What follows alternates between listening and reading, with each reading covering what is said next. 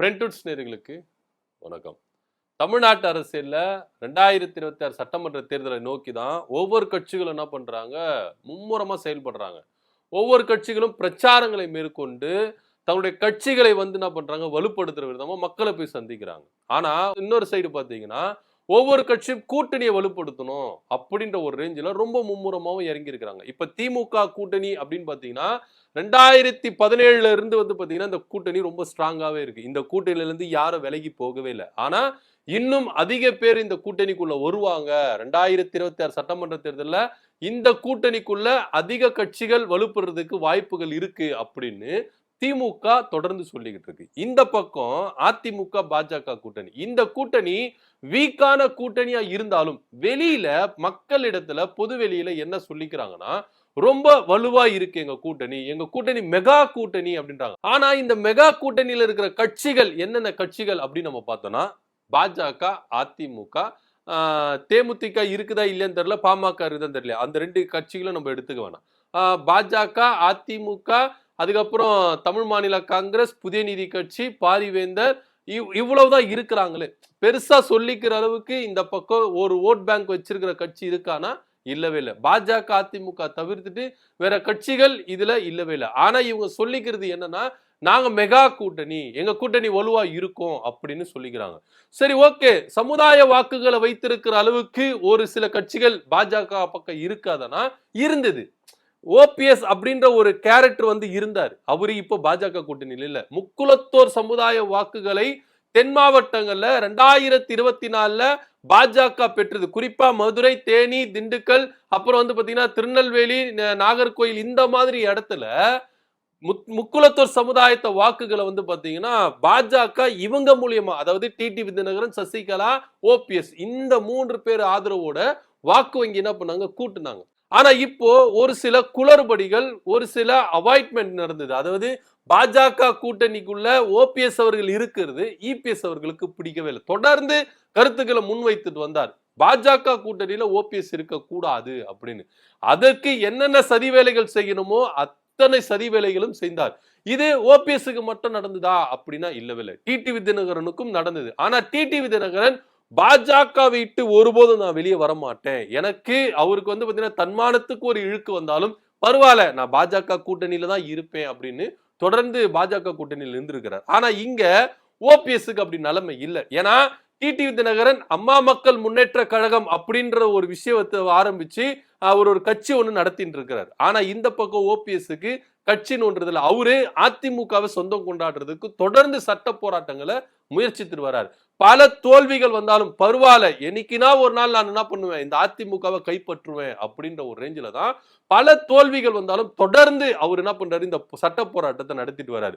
இப்போ சமீபமா நீதிமன்றங்கள் கொடுக்கிற தீர்ப்புகள்லாம் எப்படி வருது அப்படின்னு பாத்தீங்கன்னா, ஓபிஎஸ்க்கு கொஞ்சம் ஆதரவா வந்துட்டு இருக்கு. இரட்டை இலை சின்னமா இருக்கட்டும், இப்போ பொதுச் செயலாளர் வந்து எடப்பாடி பழனிசாமி தேர்ந்தெடுத்த முறையே தவறு அப்படின்னு உயர்நீதிமன்றம் சொல்லிருச்சு.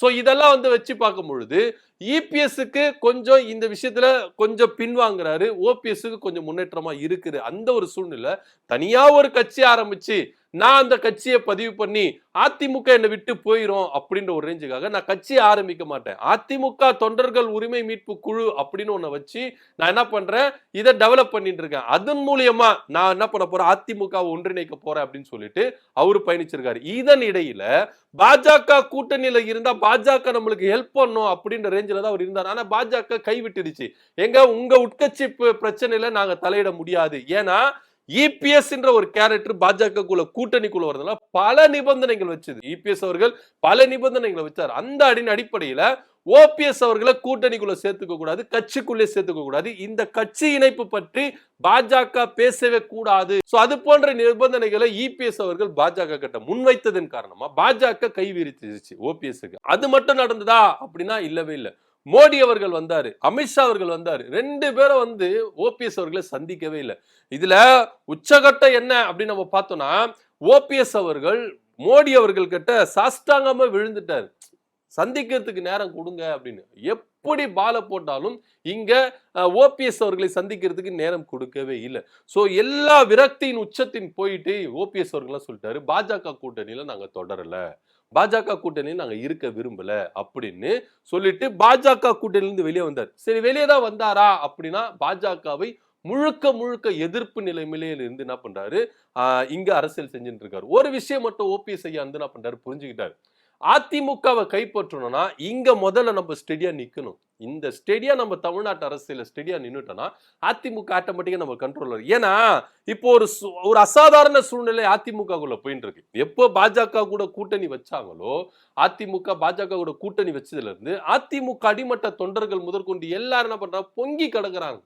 எதுக்கு இப்ப பாஜக கூட கூட்டணி வைக்கணும்? 2021 சட்டமன்ற தேர்தல் நடக்கும்பொழுது பாஜகவால தோத்தோம் அப்படின்னு தலைமை முதற்கொண்டு 2ஆம் கட்ட தலைவர்கள் முதற்கொண்டு எல்லாருமே சொல்லிக்கிட்டு வந்தாங்க. ஆனா இப்ப 2026 திரும்பவும் எலெக்ஷன்ல அவங்க கூட கூட்டணி வச்சு பாஜக கூட கூட்டணி வைத்தது நிமித்தமா அதிமுகவை படுகுழிக்கு தோண்டி புதைக்கவா அப்படின்னு ஒவ்வொருத்தரும் கேள்வி கேட்கிறாங்க. சோ இந்த கேள்விகளை ஒவ்வொன்றும் என்ன பண்ணுது, இபிஎஸ்க்கு இடிய போல இறக்குது. அதனாலேயே என்ன பண்றது அப்படின்றது ரொம்ப விழிப்பிழிங்க இருக்கிறாரு. சோ நமக்காக ஒரு ஆதரவு கிடைக்காதா அப்படின்னு ஒவ்வொரு தொண்டர்களும் ஏங்கி இந்த டைம்ல தான் பாஜக கூட்டணியை உடைச்சுக்கிட்டு வெளியே வராரு ஓபிஎஸ் அவர்கள். அப்படி வரும்பொழுது நமக்கான தலைவர் இவர் தான்ப்பா, அம்மாவின் வழி நடக்கிற ஒரு தலைவர் இவர் தான் அப்படின்னு சொல்லிட்டு இப்ப ஒட்டுமொத்தமா அதிமுகவுடைய வாக்குகள் எல்லாமே இந்த பக்கம் ஓபிஎஸ் அவர்களுக்கு போற சூழ்நிலை இருக்கு. இதன் இடையில பாஜக என்ன பிளான் போடுறாங்க அப்படின்னா, பல விதமா தூதுகளை என்ன பண்ணாங்க, ஓபிஎஸ்க்கு அனுப்பிட்டாங்க. அண்ணாமலை மூலியமா, நயினார் நாகேந்திரன் மூலியமா, இப்போ சமீபமா பிஎல் சந்தோஷ் தேசிய பொதுச் செயலாளர் அவர் இருந்தார், அவர் மூலியமா எப்படி என்ன பண்ணாங்க, அழைப்பு விடுத்து பார்த்தாங்க. ஆனா ஓபிஎஸ் ஒரே ஒரு ஸ்டாண்டில் தான் நிக்கிறார். வேண்டாம், பாஜக எங்களுக்கு ஒட்டு இல்ல, உறவு இல்லை, நாங்க எடுத்த முடிவுல நிலையா நிப்போம். நான் ஒண்ணு இபிஎஸ் கிடையாது. 2024 கூட்டணியை முறிச்சுக்கிட்டு 2026 வரும்போது கூட்டணி வைக்கிறதுக்கு நான் வந்து அப்போ ஒரு பேச்சு இப்போ ஒரு பேச்சு, ஆத்துல ஒரு கால் சேத்துல ஒரு கால் நடக்கிற மனுஷனா கிடையாது அப்படின்னு ஓபிஎஸ் அவர்கள் எடுத்த முடிவுல குறிக்கோளா இருந்து இப்ப என்ன பண்றாரு அப்படின்னு பாத்தீங்கன்னா, பாஜகவை முழுக்க முழுக்க எதிர்பார்த்தாங்க. ஆனா இதுல பாஜக என்ன நினைக்கிறாங்கன்னா, தென் மாவட்டங்கள்ல முக்குளத்தோர் வாக்குகள் வேணும்னா ஓபிஎஸ் அவர்கள் வேணும். அதன் மூலியமா இப்போ டிடிவி தினகரன் மூலியமா தூதுவிட ஆரம்பிச்சிருக்காங்க பாஜக.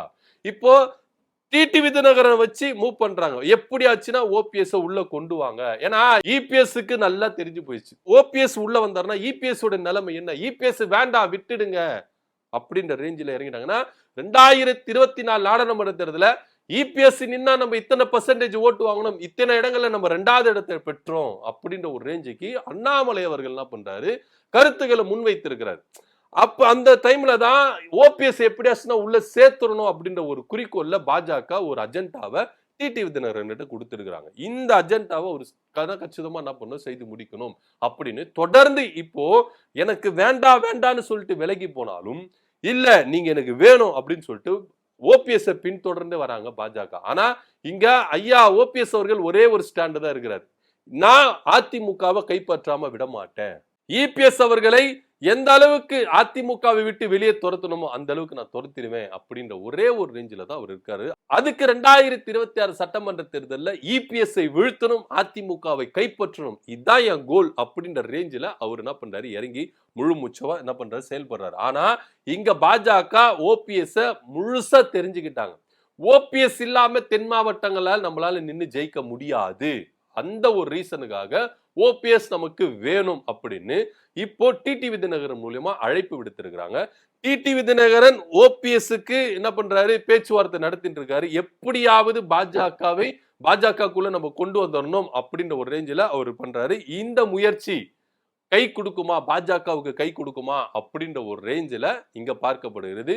இபிஎஸ்ஏ உதறி தள்ளிவிட்டு ஓபிஎஸ் அவர்களுக்கு முக்கியத்துவம் கொடுக்கிற அளவுக்கு பாஜக இப்ப இறங்கிருச்சுன்னா ஐயா ஓபிஎஸ் கிட்ட அந்த முக்குளத்தோர் வாக்கு வங்கி அவர்கிட்ட இருக்கிற ஒரே ஒரு ரீசன் தான். மதுரை, தேனி, அப்புறம் வந்து பாத்தீங்கன்னா நெல்லை, திருநெல்வேலி, கன்னியாகுமரி போன்ற தென் மாவட்டங்களை நீங்க எடுத்துக்கிட்டீங்கன்னா, தஞ்சாவூர் இது போல தென் மாவட்டங்களை நீங்க எடுத்துக்கிட்டீங்கன்னா முக்குளத்தோர் வாக்கு வங்கி அவர்கிட்ட இருக்கு அப்படின்ற ஒரே ஒரு ரீசனுக்காக தான் இப்ப பாஜக சுதாரித்து கொண்டு ஓபிஎஸ் உள்ள கொண்டு வரணும் அப்படின்ற ஒரு முழு மூச்சில் இறங்கியிருக்காங்க. இதுக்காக டிடிவி தினகரனை தூது விட்டுருக்காங்க. இந்த முயற்சியும் ஆல்ரெடி நயினார் முயற்சித்தாரு, அண்ணாமலை முயற்சித்தாரு, பிஎல் சந்தோஷ் முயற்சித்தாரு. எல்லா முயற்சிகளும் இங்க தோல்வி அடைந்து விட்டது. ஓபிஎஸ்ஐ இழுக்க டிடிவி தினகரன் வைத்து மூவ் பண்றாங்க. ஏன்னா ஒரே சமுதாயத்தினர், அதனால டிடிவிதினர் கேட்டா சொன்னா ஓபிஎஸ் அவர்கள் கேட்டுக்கொள்வார். அதன் அடிப்படையில கேட்டிருக்காங்க. இதன் மத்தியில ஓபிஎஸ் அவர்களை சமாதானப்படுத்த சசிகலாவையும் முயற்சிக்கலாம் அப்படின்னு ஒரு ரேஞ்சில தான் பார்க்கப்படுது. என்ன நடக்குது அப்படின்ற பொறுத்திருந்து பார்க்கலாம். பாஜக கூட்டணிக்குள்ள ஐயா ஓபிஎஸ் அவர்களை கொண்டு வர டிடிவிதினர்கள் மூலமாய் என்ன பண்றாங்க, தூது அனுப்பியிருக்காங்க. இந்த முயற்சி கை கொடுக்குமா கொடுக்காதா, இதை பத்தியோட கருத்து என்ன அப்படின்றத கீழே கமெண்ட் பண்ணுங்க. நன்றி, வணக்கம்.